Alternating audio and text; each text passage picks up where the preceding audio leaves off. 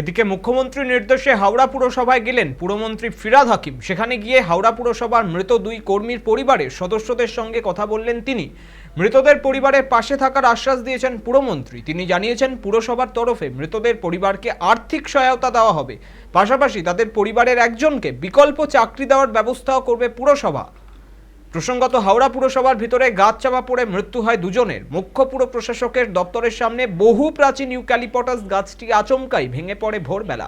মৃত্যু হয় দুজনের, উমেশ মাহাতো নামে এক স্থায়ী কর্মী ও নূর মোহাম্মদ নামে এক অস্থায়ী কর্মী ঘটনাস্থলেই মারা যান। বিপর্যয় মোকাবিলা দপ্তরের কর্মীরা তাদের উদ্ধার করে হাসপাতালে নিয়ে গেলে চিকিৎসকেরা মৃত বলে ঘোষণা করেন।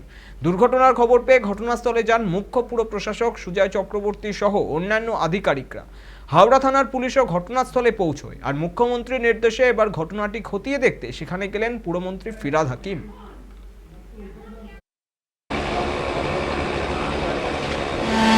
ওনাকে চা আনতে পাঠালাম, নূর ইসলাম চা নিয়ে এসে আমি উমেশ মাহাতো যে মারা গেছে, নূর তিনজনে চা খেয়ে আমরা তিনজনেই বসে একটা পেপার নিয়ে একটা নূর ইসলামকে দিলাম আর একটা আমি পড়ছি, আর উমেশ পিছনে মোবাইল দেখছে।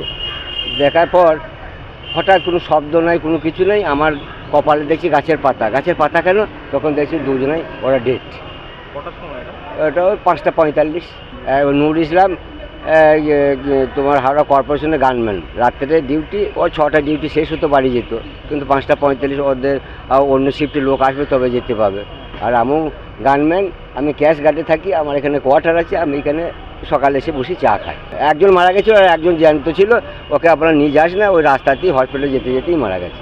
এটা পিওরলি আমাদের লাক খারাপ, কোনো হাওয়া নেই, ঝড় নেই, বৃষ্টি নেই, হঠাৎ করে একটা গাছ এরমভাবে পড়ে গেল।